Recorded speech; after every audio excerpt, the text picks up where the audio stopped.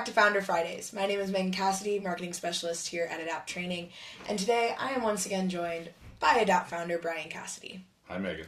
Hi, Dad.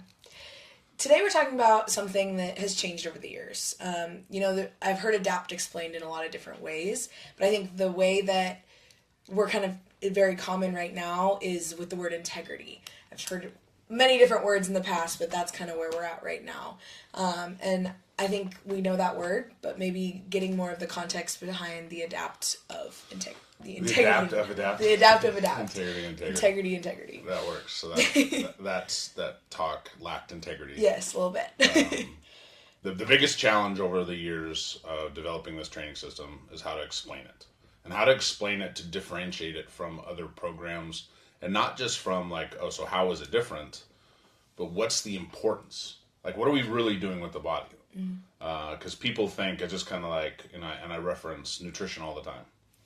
And they think, I look on the label and it says these 5 ingredients, so I need those 5 ingredients. But you're still not looking like how those 5 ingredients bound in that. Can the body break it down? Is it usable? Same thing with some trigger words that we talk about with human body, like flexibility. I want to get stronger. I want to build endurance. The number one thing that we talked about with ADAPT is improving your body's ability to move. But just moving, you can move the wrong way and hurt yourself because our body has a very specific engineering on how it's shaped, on how the muscles interact with each other. So the key is, do you move with integrity? So it's one of my most favorite words or vocabulary that we've come up with because it encapsulates everything that we talk about. But you have to define it. And now I can ask a coach, I can ask a trainer, I can ask a PT, I go, do you consider these 5 factors every time you train someone? And they're like, what the hell are you talking about? What 5 factors? So I'm gonna introduce them today, and then each Friday we're gonna cover one in a little more detail. The nerds out there are gonna love it. Some people might want to skip to more colorful talk. I'll try to make it as entertaining as I can. But this is the cornerstone of how the human body should be trained. And it's ignored, it's misunderstood, and people are hurting themselves. And the thing I hate the most in the world is when someone puts effort in to train and gets worse. And my story is coming, but that's what happened to me. The harder I worked out, the worse I got, and I created my own structural vulnerabilities. I created my own injuries from the advice I was getting from the professionals at the time. So now every professional needs to go, do they understand these 5 factors? Okay, so let's look at them. We're looking at the first one, range of motion. Okay, and it says sufficient. There's a minimum amount of range of motion that every joint needs to move, not flexibility. You're not born flexible. I can't touch my toes. I can't touch my knees. My grandparents are bow-legged. I've always been tight in my neck. I carry my tension. All that bullshit. It's engineering. Can your joints move sufficiently? If you talk about range of motion of a wheel or a tire of a car, it's got to go 360 degrees for it to work. 359 doesn't do that car any good. You're not going anywhere. So when you're looking at range of motion, you're looking at connective tissue, you're looking at the length of the muscle, you're looking at is the joint sitting in the right position. So every time you train, are you increasing the productivity of range of motion? Or are you doing something that might diminish it? So if you're doing, squats and you're only going halfway down or quarter squats, and the majority of the time you're only doing quarter squats, you're actually diminishing your range of motion. So the real goal is, as I train, I might pick one or more of the 5 to work on, but I can't make one of them worse, ever. So we have a set of rules to follow. So the range of motion, you need sufficient. You need the minimum amount of range of motion for your joint to move, because if one joint can't move sufficiently, the joint above it or below it will try to make up the difference. And that's where you bend over. You say, bend your knees when you bend. It's like, no, you can bend over from the waist and pick something up. But if your hips don't move, it's going to put all that pressure on your back, and now your back's going to hurt itself. So mechanically, can all the joints move sufficiently? Strength. This is the worst one. I would rather have someone not strength train than strength train incorrectly. You're building a time bomb. And I'm going to get into more detail when we talk about strength itself. But balanced strength are the muscles, the total maximum output. If I go to strain and my muscles exert all the power and force that it can generate, is it balanced with all the accompanying muscles that go with it? so that it doesn't pull torque or tension the wrong way into connective tissue, Achilles, bicep tear, back sprains, all the things that can happen. So training balance and keeping your muscles, your strength balance is really tough because a lot of the techniques that were designed for like bodybuilding, powerlifting, Olympic lifting, were designed to test strength, but they weren't designed to necessarily build perfectly balanced strength. So we have rules to follow. Okay, endurance. This is where people think, oh, if I breathe hard and sweat hard, I'm building endurance. But endurance is, are you building the muscles so that when they fatigue evenly?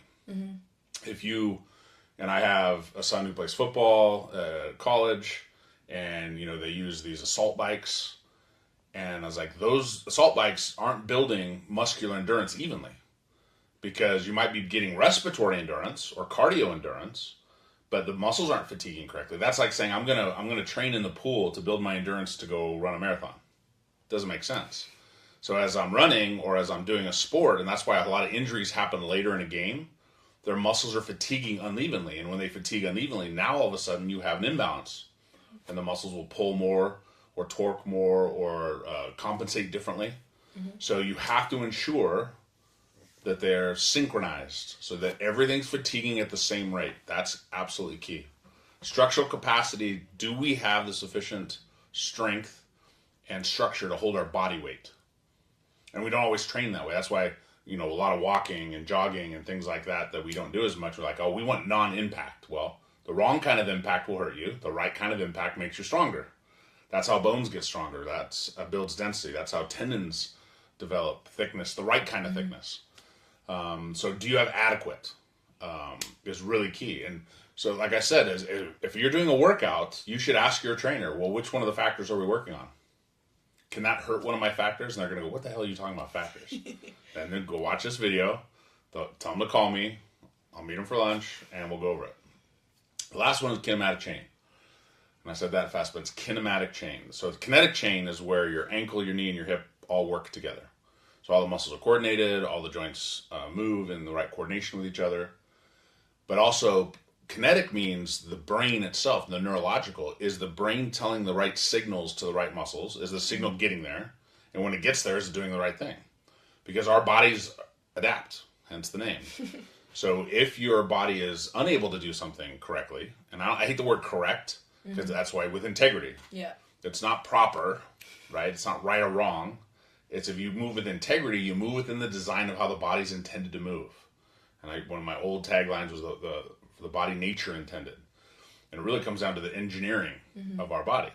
So you can throw off that kinematic chain if you learn to train muscles incorrectly or use a machine, or your body's cheating for years and compensating. When you run, that's why at the end of a marathon they look so different than the beginning of a marathon, because they're just trying to survive. So we have to make sure that the brain is communicating with the muscles the right way, and the muscles can communicate with each other the right way. That's crawling. That's how our bodies originally learned how to move. So you have to have all five. You can't just have one. Now that doesn't mean every workout has to increase productivity on all five, but you can't make one of them worse. It's not acceptable. If it happens in this building, you're fired quickly. And people hate that word, but it is what it is. So we asked our instructors when we build classes, and people are like, why do we do this sequencing? Oh, well, we're doing this one again, or why are we using this exercise? Or can't we do something weird, fun, and strange? Which originally when I first started, everything was weird, fun, and strange, and now our stuff's normal. But our goal is to improve the productivity of all those, increase range of motion to get it to be sufficient. If it's not sufficient, you're probably doing therapy. Balance strength, maximum output of the muscles evenly across the structure. Synchronized endurance, are those muscles fatiguing at the same rate so they're not creating any kind of torque or imbalance or shift, tension on the structures. Structural capacity, can your body hold its own body weight? And the driver, does your brain know how to communicate correctly? And it has to be constantly adjusted. All right, well, sounds really complicated.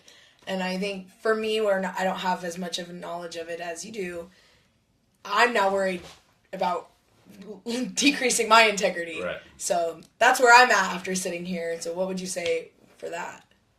Well, I mean, the key is it's very complicated. Like, how do I make sure that I have the proper range of motion of my finger? How do I make sure I have enough strength in my finger? Like, there's so many muscles in the body and how it coordinates. So I broke it down to the origination of movement. And we're going to have some visuals and talk about how your shoulder blades is your secondary anchor and your pelvis is your primary anchor. So if you can work on those two structures and really guarantee that they're productive in those 5 things, then everything else that attaches to those structures will work correctly. So we start with those 2 bases and work our way out. And we just have a set of rules we follow. It's like a recipe. So if you follow a recipe, you don't necessarily know the chemical makeup of the ingredients that you're using. But you know the rules that certain types of ingredients need to go together. For bread to rise, you got to have certain ingredients. So I've tried to design it. Obviously, as you can see, I love to eat and I love to cook. So I've designed it as a recipe. But we're going to talk about integrity of movement, and everything comes down to it. You cannot sacrifice integrity of movement for anything. And if you have integrity of movement, your body will heal itself. It'll be able to. The running is good for you. But if you train the wrong way, you're actually making yourself worse. And there's nothing worse in the world than someone who's motivated to get better, working out and making one of those worse, and then they're creating their own vulnerability and injury. Nothing is worse in the world. So my entire focus is to prevent that. And now that we use the word integrity, it's the easiest thing for everyone to understand. It's like, are you moving with integrity? And now we can measure it. Awesome. Well, that was the end of today, but we will be diving more into these coming next week. So stay tuned next week for us to dive into some range of motion and more details on that. Have a wonderful rest of your day, and we'll see you next week. Bye-bye.